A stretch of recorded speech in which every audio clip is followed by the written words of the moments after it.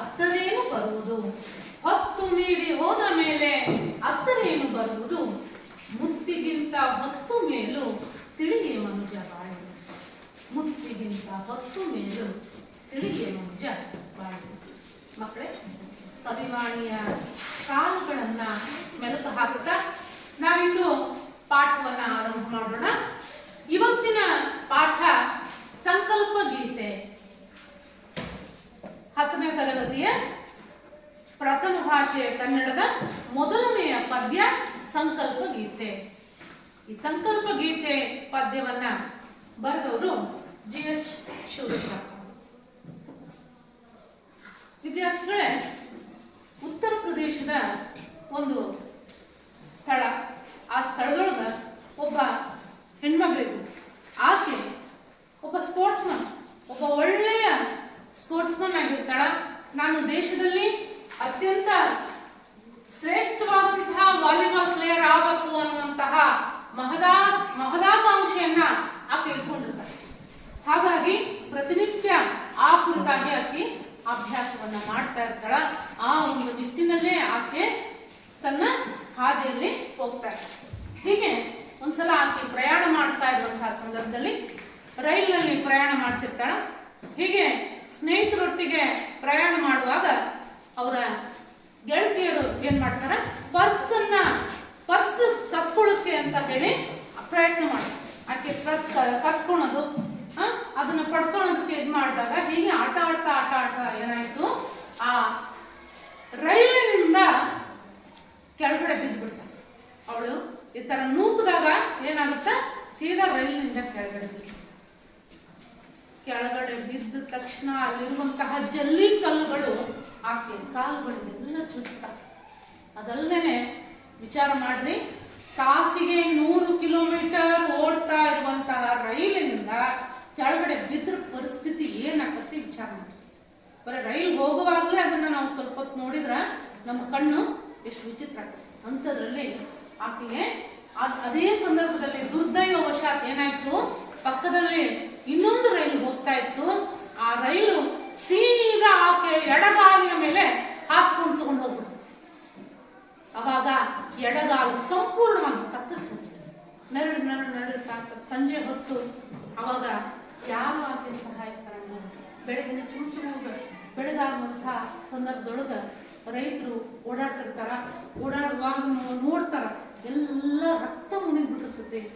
ಸತ್ತು ಬಿಟ್ಟತೇನೆ ಇದು ಅಂತ ಹೇಳಿ ಹತ್ರ ಹೋಗಿ ನೋಡಿ ನೀರು ಗುಜ್ಜಿ ನೋಡಿದಾಗ ಅಲ್ಲಿ ಇನ್ನೂ ಬದುಕಿರುವಂಥದ್ದು ಕಂಡು ಬರ್ತದೆ. ರೈತರಿಗೆ ಬೇಗ ಓಡಿ ಹೋಗಿ ಆಸ್ಪತ್ರೆಗೆ ಸೇರಿಸ್ತಾರ. ಅಲ್ಲಿ ನೋಡ್ತಾರ, ಕಾಲು ಸಂಪೂರ್ಣವಾಗಿ ಕತ್ತರಿಸಿ ಹೋಗಿತ್ತು. ಅದಕ್ಕೆ ಆಯ್ತು, ಅದಕ್ಕೆ ಸರಿಯಾದ ಮದ್ದನ್ನು ಕೊಡ್ತಾರ. ಈ ಕಾಲನ್ನು ಉಳಿಸ್ಕೊಳ್ಳೋಕೆ ಆಗದೇ ಇರುವಂತಹ ದಾರುಣ ಪರಿಸ್ಥಿತಿ ಆ ಹುಡುಗಿಯದಾಗಿತ್ತು. ಆಕೆ ಕನಸೆಲ್ಲ ನುಚ್ಚುನೂರಾಗುತ್ತೆ. ಏನ್ ಹೇಳ್ತಾರೆ ಕೊನೆಗೆ, ಆಯ್ತಮ್ಮ, ಇದಕ್ಕೆ ನಾವು ಕೃತಕವಾದ ಕಾಲನ್ನು ಜೋಡಣೆ ಮಾಡ್ತೀವಿ, ಕೃತಕ ಕಾಲನ್ನು ಸೇರ್ಪಡೆ ಮಾಡ್ತೀವಿ ಅಂತ ಹೇಳಿ ಕೃತಕ ಕಾಲನ್ನು ಹಾಕ್ತಾರ. ಅದನ್ನ ಅಭ್ಯಾಸ ಮಾಡ್ತಾರ. ನೋಡ್ರಿ, ಇದು ಸರಿಯಾಗಿ ಕೂಡ್ಬೇಕಲ್ಲ, ಅದು ಮತ್ತೆ ಮಾಂಸ ಖಂಡಗಳಿಗೆಲ್ಲ ಸರಿಯಾಗಿ ಹತ್ಕೊಂಡು ಕೂಡಬೇಕು. ನಡೆಯೋದಕ್ಕೆ ಅದು ಏನು ಸರಿಯಾಗಬೇಕು. ಅದಕ್ಕಾಗಿ ಏನ್ ಮಾಡ್ತಾರೆ, ಹೇಳ್ತಾರೆ, ನೋಡಮ್ಮ, ಸ್ವಲ್ಪ ಮೆಟ್ಲು ಹತ್ತೋದು ಇಳಿಯೋದು ಅಭ್ಯಾಸವನ್ನ ಮಾಡಬೇಕು. ಕುಂತಲ್ಲೇ ಕುಂದಬಾರ್ದು. ಕುಂತಲ್ಲೇ ಕೂತ್ರೆ ನಿನಗೆ ಯಾವುದೇ ರೀತಿ ಲಾಭ ಇಲ್ಲ. ನೀನು ನಡೆಯಕ್ಕೆ ಆಗ್ಬೇಕು ಅಂದ್ರೆ, ಇದು ಸೆಟ್ ಆಗ್ಬೇಕು ಅಂದ್ರೆ ನೀನು ಮೇಲೆ ಕೆಳಗೆ ಹತ್ತಿ ಇಳಿದು ಮಾಡ್ಬೇಕು ಅಂತ ಹೇಳ್ತಾರೆ. ಅವಾಗ ಆಕಿ ಹೆಂಗೋ ಹತ್ತಿ ಇಳಿದು ಮಾಡುತ್ತ, ನಾನು ಯಾಕ ಈ ಒಂದು ಗುರಿ ಅಂತ ಆದ್ರೂ ನಾನು ಸಾಧನೆ ಮಾಡಕ್ಕಾಗ್ಲಿಲ್ಲ, ನಾ ಯಾಕ ಈ ನನ್ನ ಜೀವನದ ಹಾದಿಯನ್ನ ಬದಲಿಸಿ ನಾ ಯಾಕೆ ಸೋಲ್ಲಿ, ನನ್ನ ಸೋಲನ್ನು ಒಪ್ಕೊಳ್ಳೋದು ಬೇಡ, ಏನಾದ್ರೂ ಸಾಧನೆ ಮಾಡೋಣ ಅಂತ ಹೇಳಿ ವಿಚಾರ ಮಾಡಿ ಒಂದು ನಿರ್ಧಾರಕ್ಕೆ ಬರ್ತಾಳ. ನಾನು ಹಿಮಾಲಯವನ್ನೇ ಏರೋಣ ಅನ್ನೋಷ್ಟರ ಮಟ್ಟಿಗೆ ಮೊದಲು ನಡೆಯೋದು ಎಲ್ಲ ಕಲಿತಾಳ. ಹಿಮಾಲಯವನ್ನ ಏರೋಣ ಅಂತ ಹೇಳಿ ಆಕೆ ನಿರ್ಧಾರ ಮಾಡ್ತಾಳ. ಹಿಮಾಲಯವನ್ನ ಮೊಟ್ಟ ಮೊದಲು ಏರಿದಂತಹ ಮಹಿಳೆ, ಹಿಮಾಲಯವನ್ನ ಮೊಟ್ಟ ಮೊದಲು ಏರಿದಂತಹ ಮಹಿಳೆಯನ್ನ ಹೋಗಿ ಭೇಟಿ ಮಾಡ್ತಾಳೆ. ಬಚೇಂದ್ರಿ ಪಾಲ್ ಅವರನ್ನ ಭೇಟಿ ಮಾಡಿ, ನಾನು ಹಿಂಗ ಹಿಮಾಲಯ ಬೆಟ್ಟವನ್ನ ಏರ್ಬೇಕು ಅಂತ ಮಾಡೀನಿ.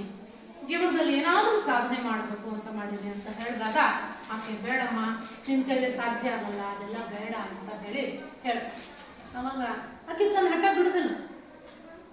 ನಾ ಸಾಧನೆ ಮಾಡಲೇಬೇಕು ಅನ್ನೋಂಥ ಹಠ ಇರೋದಕ್ಕೆ ಆಕೆ ರತನ್ ಟಾಟಾ ಅವ್ರನ್ನ ಹೋಗಿ ಭೇಟಿ ಆಗ್ತಾಳ. ಆಯ್ತು, ನಿನಗೆ ಸಾಧನೆ ಮಾಡೋ ಮನಸ್ಸೈತಲ್ಲಮ್ಮ, ಆಯ್ತು ಸಾಧನೆ ಮಾಡಮ್ಮ, ನಿನಗೆ ಯಾರು ಬೇಡ ಅಂತಾರ ಅಂತ ಹೇಳಿ ಅವರು ಕೆಲವೊಂದಿಷ್ಟು ಆರ್ಥಿಕವಾಗಿ ಸಹಾಯವನ್ನು ಮಾಡ್ತಾರ. ಆ ಆರ್ಥಿಕ ಸಹಾಯವನ್ನು ತಗೊಂಡಂಥ ಆಕೆ ಏನ್ ಮಾಡ್ತಾಳ, ಹಿಮಾಲಯವನ್ನ ಏರುವಂಥ ತನ್ನ ಏನು ಗುರಿ ಇರ್ತದಲ್ಲ ಆ ನಿಟ್ಟಿನಲ್ಲಿ ಹಿಮಾಲಯವನ್ನು ಏರ್ತಾಳ. ಇನ್ನೇನು 200 ಮೀಟರ್ ದೂರ ಇದೆ ಹಿಮಾಲಯದ ತುತ್ತ ತುದಿಯನ್ನ ಮಾಡ್ತಾರೆ. ಆ ಒಂದು ಸಂದರ್ಭದಲ್ಲಿ ಆಕೆ ಕೆಳಗಿರುವಂತಹ ಸ್ನೇಹಿತರು ನೋಡ್ಕೊತ ನಿಂತಿರ್ತಾರ. ನೋಡಲ್ಲಿ ನಿನ್ ಕಾಲೇನಾಯ್ತು ನೋಡ್ಕೋ ಅಲ್ಲಿ ಅಂತ. ಮೊದಲೇ ಹಿಮಾಚ್ಛಾದಿತವಾದಂತಹ ಪ್ರದೇಶ, ಚಳಿಯಿಂದ ಕೂಡಿರೋದು, ಹಿಮದಿಂದ ಆವರಿಸಿರುವಂಥದ್ದು. ಬರೀ ಆ ಹಿಮ ಚಳಿಯಲ್ಲಿ ನೋಡಿದ್ರೆ ನೀವು ಯಾವ್ದಾರ ಒಂದು ಮಂಜುಗಡ್ಡೆ ಕೈ ಹಿಡ್ಕೊಂಡ್ರೆ ಸಾಕು, ಕೈಯೆಲ್ಲ ಮರಗಡ್ತಾವ. ನೋಡಿರಲಿ ಹಂಗ ಪಾದಗಳೆಲ್ಲ ಮರಗಟ್ಟಿರ್ತಾವ. ಅಕ್ಕಿ ತನ್ನ ಗುರಿಯಡೆಗೆ ಸಾಕ್ತಾ ಇರೋ ಸಂದರ್ಭದಲ್ಲಿ ಏರ್ತಾ ಹೋದಾಗ ಆ ಏನು ಹಾಕಿರ್ತಾರೆ ಕೃತಕ ಕಾಲುಗಳು, ಅವು ಹತ್ತುವಾಗ ಮತ್ತವು ಆ ಹಿಮದಲ್ಲಿ ಕಾಲು ಕುಸಿದು ಮತ್ ಮ್ಯಾಗ ಎತ್ತಿ ತಗೊಂಡು ಇಡ್ಬೇಕಲ್ಲ ಅದು. ಅಂತ ಸಂದರ್ಭದಲ್ಲಿ ಏನಾಕತಿ, ಅವು ಚುಚ್ಚಿ ರಕ್ತ ಸುರಿತಿರ್ತತಿ. ಆ ಕೃತಕವಾದ ಕಾಲು ಸ್ವಲ್ಪ ತಿರುಗಿಬಿಟ್ಟಿರ್ತದ ಈ ಕಡೆಗೆ. ನೋಡ್ಕೊಂತಾಳ, ಕಾಲೆಲ್ಲ ಸೋರ್ತಿರ್ತತಿ. ಅದು ಅರಿವೇ ಇಲ್ಲದಂಗ ಗುರಿ ಕಡೆಗೆ ಧ್ಯಾನ ಇಟ್ಕೊಂಡು ಹೋಗ್ತಿರ್ತಾಳ. ಇಲ್ಲ, ನಾನು ನನ್ನ ಗುರಿ ಬಿಡಬಾರ್ದು, ಇಷ್ಟಕ್ಕ ನಾ ಬಿಡಬಾರ್ದು, ಆರಾಮ್ ತಗೋರ್ವಾ ನೀನು, ಮೊದಲು ಆರಾಮಾಗ ಆಮೇಲೆ ನೋಡೋಣ ಅಂತ ಹೇಳಿ ಬಹಳ ಜನ ಹೇಳ್ತಾರೆ. ಆದ್ರೆ ಹಿಂದಕ್ಕೆ ನೋಡುವಂತ ಮಾತೇ ಇಲ್ಲ. ನನ್ನ ಗುರಿ ಅಂತ ಹೇಳಿ ಕೊನೆಗೆ ಆ ಹಿಮಾಲಯವನ್ನ ಮುಟ್ಟಾಳ. ಅಲ್ಲೇ ದೇವರ ಫೋಟೋವನ್ನಿಟ್ಟು, ಭಾರತದ ಧ್ವಜವನ್ನಿಟ್ಟು ತನ್ನ ಒಂದು ಸಾಹಸವನ್ನ ಮೆರೀತಾಳೆ. ಅವಳೇ ಅರುಣಿಮಾ ಸಿನ್ಹಾ ಅನ್ನುವಂಥವ್ಳು. ಈ ಹಿಮಾಲಯವನ್ನ ಏರಿದಂತಹ 2ನೇ ಮಹಿಳೆ, ಅಂಗವಿಕಲ ಮಹಿಳೆ ಅರುಣಿಮಾ ಸಿನ್ಹಾ ಅನ್ನುವಂಥವ್ಳು. ಹೀಗೆ ತನ್ನ ಗುರಿಯನ್ನ ಆಕೆ ಎಷ್ಟೇ ಕಷ್ಟ, ಎಷ್ಟೇ ನೋವು, ಅಡೆತಡೆಗಳು ಬಂದರೂ ಕೂಡ ಆಕೆ ಬಿಡುವುದೇ ಇಲ್ಲ. ತನ್ನ ಆಸೆ ತಕ್ಕಂಗೆ ಆಸೆ ಈಡೇರುತ್ತನ ಯಾವುದೇ ಅಡೆತಡೆಗೆ ಹೆದರದೇನೆ ಅದನ್ನು ಸಂಪೂರ್ಣವಾಗಿ ವಿಜಯಶಾಲಿ ಆಗೋವರೆಗೂ ಕೂಡ ಬಿಡಲಿಲ್ಲ. ಹೀಗೆ ಬದುಕಿನಲ್ಲಿ ನಾವು ಯಶಸ್ಸು ಕಾಣಬೇಕು ಅಂತಂದ್ರೆ ದೃಢ ಸಂಕಲ್ಪ, ದೃಢ ನಿರ್ಧಾರ, ಗುರಿ ಇದ್ದಾಗ ಮಾತ್ರ ನಾವೇನಾದ್ರೂ ಸಾಧನೆಯನ್ನು ಮಾಡಕ್ಕೆ ಸಾಧ್ಯ. ಬರೀ ಸಮಸ್ಯೆಗಳಿಗೆ ನಾವು ಜೋತು ಬಿದ್ದು ಕುಂತೀವಿ ಅಂತಂದ್ರೆ ಯಾವುದೇ ರೀತಿಯಾದಂತಹ ಸಾಧನೆ ನಮ್ಮಿಂದ ಸಾಧ್ಯ ಆಗುವುದಿಲ್ಲ. ಅದಕ್ಕೆ ಬದುಕಿನಲ್ಲಿ ಏನಾದರೂ ಒಂದು ಗುರಿ ಇರಬೇಕು ಅನ್ನುವಂತಹ ಈ ಒಂದು ನಿಟ್ಟಿನಲ್ಲಿ ಸಂಕಲ್ಪ ಗೀತೆ ಅನ್ನುವಂತಹ ಪದ್ಯವನ್ನ ನಮಗೆ ಕವಿಗಳು ಓದುಗರಿಗೆ ಬರೆದುಕೊಡ್ತಾರೆ. ಅದರಲ್ಲಿ ವಿದ್ಯಾರ್ಥಿಗಳಾದ ನೀವು ಮುಂದಿನ ಬಾಳನ್ನ ಬಾಳಬೇಕಾದವರು, ಭಾವಿ ಪ್ರಜೆಗಳು, ಉತ್ತಮ ಸಮಾಜ ನಿರ್ಮಾಣದಲ್ಲಿ ಬಹಳಷ್ಟು ದೊಡ್ಡ ಪಾತ್ರವನ್ನು ನಿರ್ವಹಿಸುವಂತಹ ನೀವು ಜೀವನದಲ್ಲಿ ಸಾಧನೆ ಮಾಡುವಂತವರಿದ್ದೀರಿ. ನಿಮಗೆ ಸಾಧನೆಗೆ ಅನುಕೂಲ ಆಗಲಿ, ಪ್ರೇರಣೆ ಆಗಲಿ ಅನ್ನುವಂತಹ ಕಾರಣಕ್ಕೇನೆ ಈ ಒಂದು ಕವನವನ್ನ ನಿಮಗೆ ಅಧ್ಯಯನಕ್ಕೆ ರಾಷ್ಟ್ರಕವಿ ಪ್ರಶಸ್ತಿ ಪುರಸ್ಕೃತರಲ್ಲಿ GS ಶಿವರುದ್ರಪ್ಪ ಅವರು ಒಬ್ಬರು. ಇವರು ಕುವೆಂಪು ಅವರ ಶಿಷ್ಯರು. ಇವರು ಶ್ರೇಷ್ಠ ಕವಿ, ಕನ್ನಡದ ವರ್ಡ್ಸ್ವರ್ತ್ ಅಂತ ಏನ್ ಕರಿತೀವಲ್ಲ, ಕುವೆಂಪು ಅವರ ಶಿಷ್ಯರು. ಅವರ ಗರಡಿಯಲ್ಲಿ ಕವನ ರಚನೆ ಮಾಡುವಂತದ್ದಕ್ಕೆ ಮುಂದಾದರು ಇವರು. ಕುವೆಂಪು, ತಸು ಶಾಮರಾಯರು ಅವರು ಇವರಿಗೆ ಗುರುಗಳಾಗಿದ್ದರು. ಕುವೆಂಪು ಅವರ ಶಿಷ್ಯರು. ಹೀಗೆ ರಾಷ್ಟ್ರಕವಿ ಪ್ರಶಸ್ತಿ ಪುರಸ್ಕೃತರು ಮೊದಲನೆಯದವರು ಗೋವಿಂದ ಪೈ, ಎರಡನೆಯದವರು ಕುವೆಂಪು, ಮೂರನೇದವರು GS ಶಿವರುದ್ರಪ್ಪ ಅವರು. ನಾವು ಮೊದಲಿಗೆ ಕವಿ GS ಶಿವರುದ್ರಪ್ಪ ಅವರ ಕವಿ ಪರಿಚಯವನ್ನ ನೋಡೋಣ. ಇವರ ಪೂರ್ಣ ಹೆಸರು ಗುಗ್ಗರಿ ಶಾಂತವೀರಪ್ಪ ಶಿವರುದ್ರಪ್ಪ ಅಂತ. ಅವರು ಜನಿಸಿದ್ದು 1926. ಶಿವಮೊಗ್ಗ ಜಿಲ್ಲೆಯ ಶಿಕಾರ್ಪುರ ಅನ್ನುವಂತಹ ಸ್ಥಳದಲ್ಲಿ ಅವ್ರು ಜನಿಸಿದ್ರು. ಅವ್ರು ಬರುವಂತಹ ಕವನ ಸಂಕಲನಗಳ ಪಟ್ಟಿಯನ್ನು ನಾವು ನೋಡ್ತಾ ಹೋದ್ವಿ ಅಂದ್ರೆ ಸಾಮಗಾನ, ಚಲವು ಒಲವು, ದೇವಶಿಲ್ಪಿ, ದೀಪದ ಹೆಜ್ಜೆ, ಅನಾವರಣ, ವಿಮರ್ಶೆಯ ಪೂರ್ವ ಪಶ್ಚಿಮ, ಹಾಗೇನೆ ಮಾಸ್ಕೋದಲ್ಲಿ 22 ದಿನಗಳು ಅನ್ನುವಂತಹ ಪ್ರವಾಸ ಕಥನವನ್ನ ಬರೀತಾರೆ. ಸೌಂದರ್ಯ ಸಮೀಕ್ಷೆ ಅನ್ನುವಂತಹ ಕೃತಿಯನ್ನ ಬರೀತಾರೆ. ಹೀಗೆ ಸಾಕಷ್ಟು ಪ್ರಸಿದ್ಧವಾದಂತಹ ಕೃತಿಗಳನ್ನ ಕನ್ನಡ ನಾಡಿಗೆ ನೀಡಿದಂತಹ ಶ್ರೇಷ್ಠ ಕವಿ ಅಂತಂದ್ರೆ ಜಿ. ಎಸ್. ಶಿವರುದ್ರಪ್ಪ. ಹಾಗಾದ್ರೆ ಇವರ ಒಂದು ಸಾಹಿತ್ಯ ಕೃಷಿಗೆ ಸಾಕಷ್ಟು ಪ್ರಶಸ್ತಿಗಳು ಅವರನ್ನು ಅರಿಸಿ ಬಂತು. ಈಗ ಮಾತು ಬೇರೆ ಬಿಡ್ರಿ, ಪ್ರಶಸ್ತಿಗಳನ್ನ ಅವರೇ ಹೇಳಿ ಕೇಳಿ ತೆಗೆದುಕೊಳ್ಳುವಂಥದ್ದು.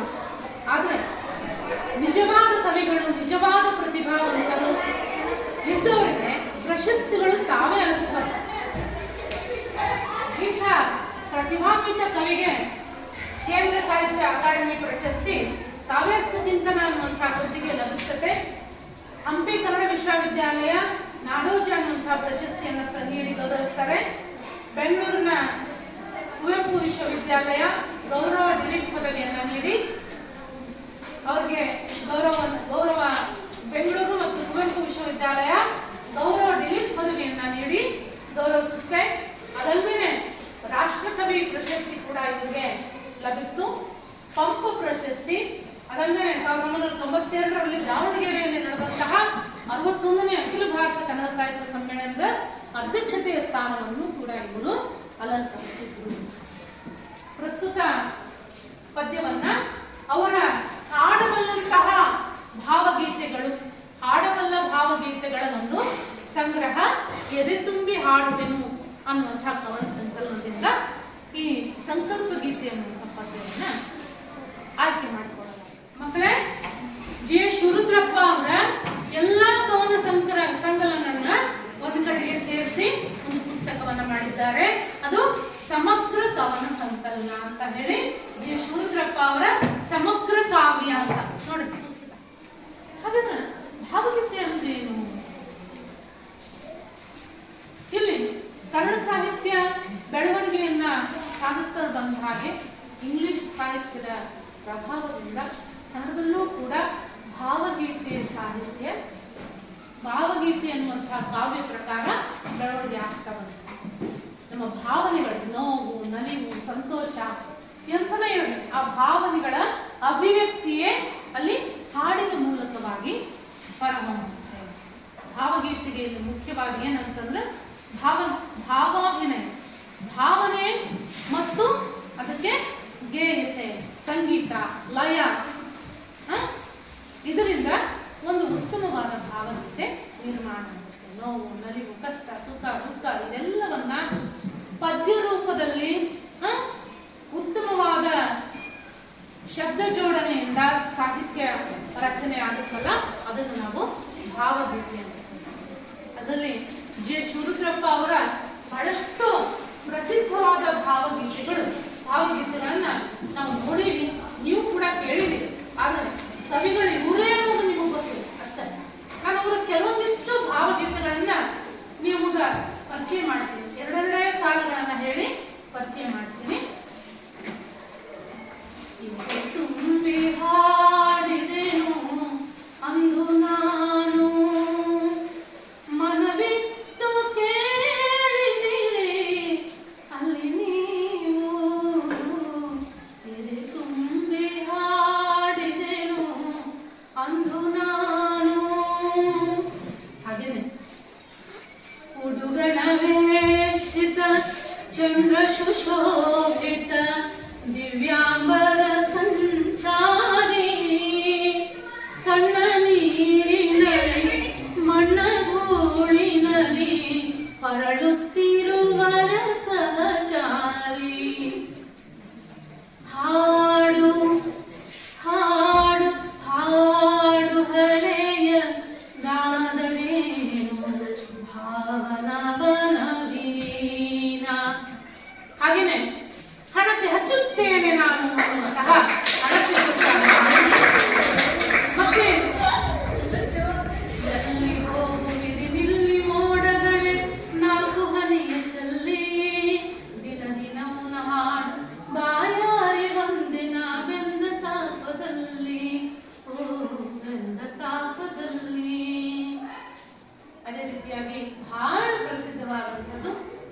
ಅಶ್ವಥ್ ಅವರ ಧ್ವನಿಯಲ್ಲಿ ಹೊರಹೊಮ್ಮದಂಥದ್ದು. ಕಾಣದ ಕಡಲಿಗೆ ಹಂಬಲಿಸಿದೆ ಮನ, ಕಾಣಬಲ್ಲೆನೆ ಒಂದು ದಿನ ಕಡಲನು. ಹಾಗೆ ಆಕಾಶದ ನೀಲಿಯಲ್ಲಿ ಚಂದ್ರ ತಾರೆ ತೊಟ್ಟಿಲಲ್ಲಿ ಬೆಳಕಾನಿಟ್ಟು ತೂಗಿರಾಕೆ, ಬೆಳಕಾನಿಟ್ಟು ತೂಗಿರಾಕೆ. ನಿನಗೆ ಬೇರೆ ಹೆಸರು ಬೇಕೆ, ನಿನಗೆ ಬೇರೆ ಹೆಸರು ಬೇಕೆ, ಸ್ತ್ರೀ ಅಂದರೆ ಅಷ್ಟೇ ಸಾಕೆ, ಸ್ತ್ರೀ ಅಂದರೆ ಅಷ್ಟೇ ಸಾಕೆ. ನೆಕ್ಸ್ಟ್, ದೀಪವೀರಾದ ನಾರಿಯಲ್ಲಿ ಅನ್ನುವಂಥ ಪದ್ಯ. ಹಾಗೇನೆ ಪ್ರೀತಿ ಇಲ್ಲದ ಮೇಲೆ ಹೂವು ಅರಳೀತು ಹೇಗೆ, ಮೋಡ ಕಟ್ಟೀತು ಹೇಗೆ, ಹನಿ ಹೊಡೆದು ಹಸಿರು ಮೂಡಿತು ಹೇಗೆ ಅನ್ನುವಂಥ ಪದ್ಯ. ಆಮೇಲೆ ಎಲ್ಲೋ ಹುಡುಕಿದೆ ಇಲ್ಲದ ದೇವರ ಕಲ್ಲು ಮಣ್ಣುಗಳ ಗುಡಿಯೊಳಗೆ, ಇಲ್ಲೇ ಇರುವ ಪ್ರೀತಿ ಸ್ನೇಹಗಳ ಗುರುತಿಸದಾರೆನು ನಮ್ಮೊಳಗೆ. ಹೀಗೆ ಭಾವವ್ಯಕ್ತಿ ಇತರ ಭಾವಗೀತೆಗಳಲ್ಲಿ ಹಾಡು ಬರ್ತಾರೆ. ಇವರ ಪ್ರಸಿದ್ಧ ಭಾವಗೀತೆಗಳ ಸಾಲುಗಳನ್ನು ನೋಡ್ತಾ ಹೋದ್ರೆ ಒಂದು ದಿನವೂ ಸಾಲದು. ಸಾಕಷ್ಟು ಪ್ರಸಿದ್ಧ ಭಾವಗೀತೆಗಳನ್ನ ಕವಿಗಳು ನಮಗೋಸ್ಕರವಾಗಿ ಓದುಗರಿಗೆ ಬರೆದಿರ್ತಾರೆ. ಕನ್ನಡಮ್ಮನ ಗರಿಗೆ ಬಹಳಷ್ಟು ಕೀರ್ತಿಯ ತರುವಂತಹ ಕೆಲಸವನ್ನ ಕವಿವರರು ಮಾಡಿದರು.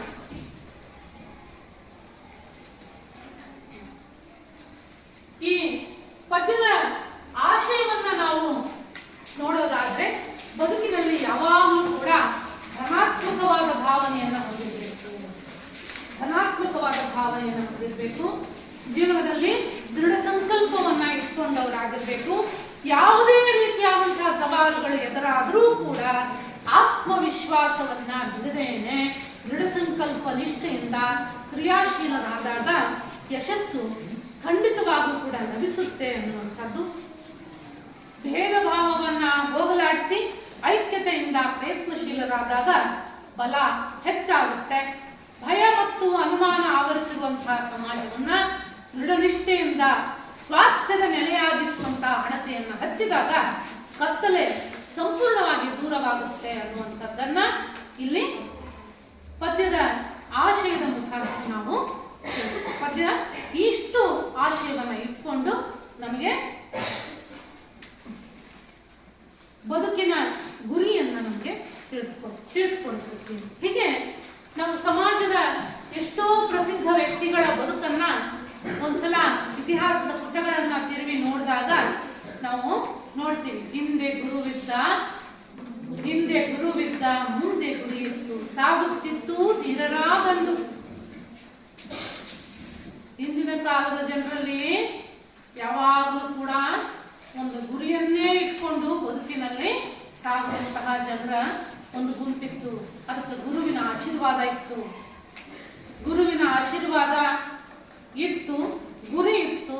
ಅದಕ್ಕಾಗಿ ವೀರರ ದಂಡೇ ಆವಾಗ ತಯಾರಾಗಿತ್ತು. ಉದಾಹರಣೆಗೆ ನೋಡ್ತೀವಿ ನಾವು ಇಲ್ಲಿ ಸ್ವಾತಂತ್ರ್ಯ ನನ್ನ ಅಜನ್ಮ ಸಿದ್ಧ ಹಕ್ಕು, ಸ್ವಾತಂತ್ರ್ಯ ನನ್ನ ಅಜನ್ಮ ಸಿದ್ಧ ಹಕ್ಕು, ಅದನ್ನು ನಾನು ಯಾವ ಕಾರಣಕ್ಕೂ ಬಿಡೋದಿಲ್ಲ, ಪಡೆದೇ ತೀರ್ತೀನಿ ಅನ್ನುವಂತಹ ತಿಲಕರ ವಾಣಿಯನ್ನ ನಾವು ಕೇಳ್ತೀವಿ. ಹಾಗೆ ಅವರು ಅದೇ ರೀತಿ ತಮ್ಮ ಬದುಕಲ್ಲಿ ನಡ್ಕೊಂಡು ಸ್ವತಂತ್ರಕ್ಕಾಗಿನೇ ಸ್ವಾತಂತ್ರ್ಯ ಹೋರಾಟವನ್ನು ಮಾಡಿ ಸ್ವಾತಂತ್ರ್ಯ ನಮಗೆ ದೊರಕಿಸ್ಕೊಡ್ಬೇಕು ಅಂತಾನೆ ಅವರ ಬಾಳನ್ನು ಉಡುಪಾಗಿಟ್ಟಂಥವ್ರು ಅವರು. ಹಾಗೇನೆ ಗಾಂಧೀಜಿ ಅವರು ಕೂಡ ಅಷ್ಟೇ, ಸ್ವಾತಂತ್ರ್ಯ ಗಳಿಸುವುದೇ ನನ್ನ ಬದುಕಿನ ಏಕೈಕ ಗುರಿ ಅಂತ ಅಂದ್ಕೊಂಡಿದ್ರು ಅವರು. ಸ್ವಾತಂತ್ರ್ಯ ಗಳಿಸೋದೇ ನನ್ನ ಬದುಕಿನ ಏಕೈಕ ಗುರಿ. ಅದಕ್ಕೆ ಅವರು ಮಹಾತ್ಮಾದು, ಇಡೀ ದೇಶ ಅವರನ್ನ ತಂದೆ ಅಂತ ಕರೀತು. ಮಹಾತ್ಮಾಜಿ. ಎಷ್ಟೋ ಜನ ಮಕ್ಕಳು ಗಾಂಧಿ ತಾತ ಅಂತ ಹೇಳಿ ಈಗೂ ಹೇಳ್ತಾರೆ. ಎಷ್ಟೋ ಜನರ ಮನೆಯಲ್ಲಿ ಗಾಂಧೀಜಿಯವರ ಫೋಟೋ ಇತ್ತು. ಯಾಕ? ದೃಢ ಸಂಕಲ್ಪ ನಿಷ್ಠರಾಗಿ ಸಮಾಜಕ್ಕೆ ಒಳ್ಳೆಯ ಕೆಲಸವನ್ನು ಮಾಡಿದ್ರು. ಸ್ವಾತಂತ್ರ್ಯ ಗಳಿಸಿಕೊಟ್ರು. ಇಟ್ಕೊಂಡಂತಹ ಗುರಿಯಂತೆಯೇ ಅವರು ಸ್ವಾತಂತ್ರ್ಯ ಗಳಿಸುವಲ್ಲಿ ಯಶಸ್ಸನ್ನು ಗಳಿಸಿದ್ರು ಅನ್ನುವಂಥದ್ದನ್ನು ನೋಡ್ತೀವಿ. ಹೀಗೆ ಇತಿಹಾಸವನ್ನು ದಾಖಲೆ ಮಾಡೋದು, ನೆನಪಿಸೋದು ಇಂಥ ಸಾಧಕರನ್ನು ಮಾತ್ರ. ಅದಕ್ಕೆ ಹುಟ್ಟಿವಿ ಅಂದ ಮೇಲೆ ಹುಟ್ಟಿದ್ದು ಸಾರ್ಥಕ ಪಡಿಸ್ಕೊಳ್ಬೇಕು ಅಂದ್ರೆ ಜೀವನದಲ್ಲಿ ಒಂದು ನಿರ್ದಿಷ್ಟವಾದ ಗುರಿ ಇರಬೇಕು. ಆ ಗುರಿಯರಿಗೆ ನಾವು ಸಾಗಬೇಕು. ಆ ಸಾಗಿ ಯಶಸ್ಸನ್ನು ಗಳಿಸಿ ಸದೃಢ ಸುಭಿಕ್ಷ ಸಮಾಜವನ್ನ ನಿರ್ಮಾಣ ಮಾಡಬೇಕು.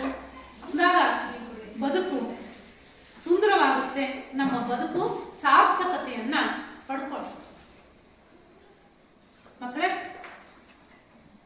ನಾನೀಗ ಈ ಪದ್ಯವನ್ನ ವಾಚನ ಮಾಡ್ತೇನೆ, ಪದ್ಯವನ್ನ ರಾಗವಾಗಿ ಹೇಳ್ತೇನೆ. ನೀವು ಒಂದ್ಸಾರಿ ಕೇಳಿ, ನಂತರದಲ್ಲಿ ನೀವು ಕೂಡ ರಾಗವಾಗಿ ಹೇಳಬಹುದು. ಮೊದಲು ಪದ್ಯವನ್ನ ರಾಗವಾಗಿ ಕರೋಕೆಯನ್ನು ಬಳಸ್ಕೊಂಡು ನಾನು ಹೇಳ್ತೀನಿ, ನೀವು ಆಲಿಸಿ.